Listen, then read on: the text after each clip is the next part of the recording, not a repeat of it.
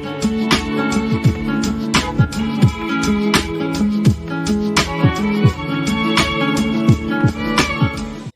Krishna. Welcome to our Bhagavadgita series. Today we begin chapter 2. I'll be reading the first verse of chapter 2. In chapter 2, we will hear amazing information.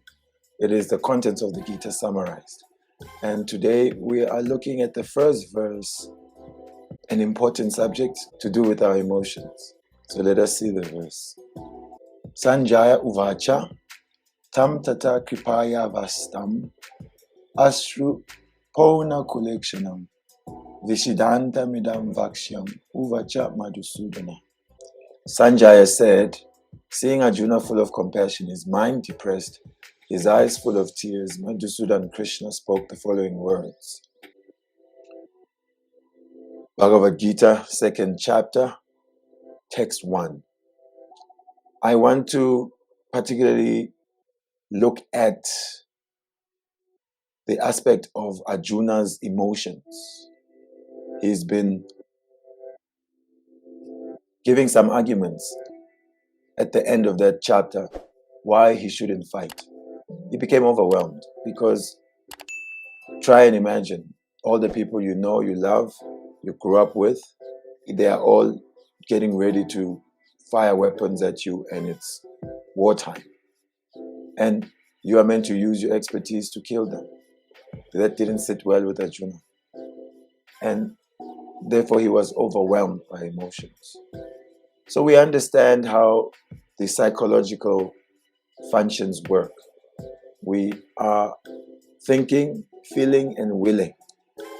So our thoughts, the more we contemplate a subject matter, we start to feel something towards it. And those feelings dictate what we do. And generally, our feelings are most influential on us. You know someone who says, I did it because I felt like it. And how we think, if I feel a particular way, that's the most authentic expression of myself. That's me. But as powerful as they are, emotions aren't the actual self. We have to learn to control our emotions, direct them. Otherwise, they will cause us problems. Because emotions are extremely powerful and they are fickle.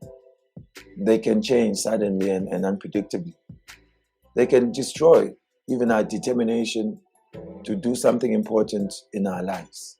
So the Bhagavad Gita is beginning by demonstrating this formidable enemy, which is the power of our own emotions. They can obviously become our friends by training. Look at Arjuna. He's an undefeatable warrior. He's powerful, trained.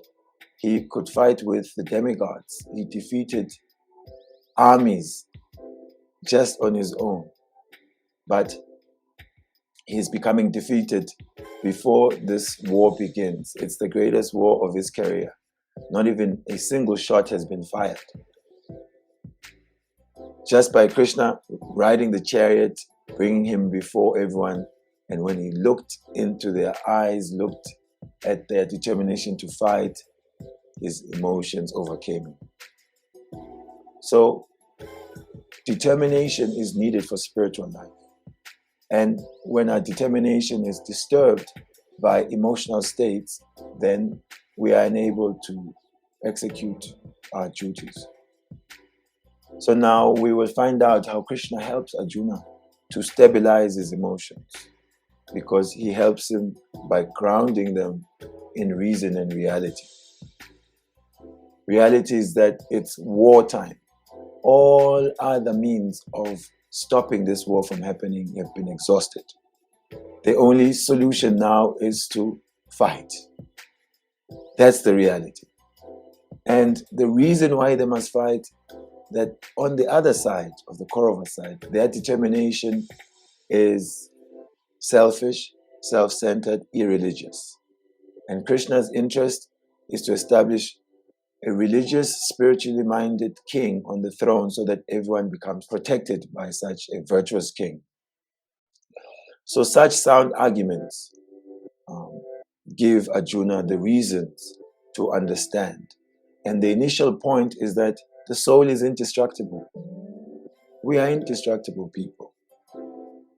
And if we don't work from that position of soul, we are already defeated before the war has begun. Because the body cannot be saved. Inevitably, time will take it away. It is a borrowed vehicle. It belongs to material nature. But the soul is beyond time. It is eternal. So this knowledge is given to Arjuna. And Krishna lets him know that also your relatives, they will be promoted to a better destination according to their virtuous consciousness. So they won't be killed.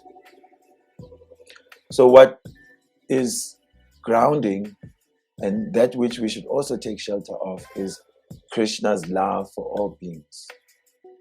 That is the reality we have to cultivate. Krishna loves us. And if we are going through the ups and downs because of the material world, we have to hold on to this understanding. We are His eternal parts and parcels. He is there in our own hearts. And He will direct our wanderings because He's our supreme well-wisher. And if we harmonize ourselves with that supreme love that Krishna is offering, then our life is guided and we will not fumble. We will not lose. This is what Krishna Consciousness is offering us.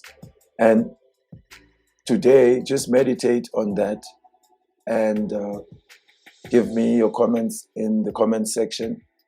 Share this video, give it some likes, and let us also be warriors who tame our own emotions and repose them in our loving relationship with Krishna. So I will see you in the next video. Hare Krishna.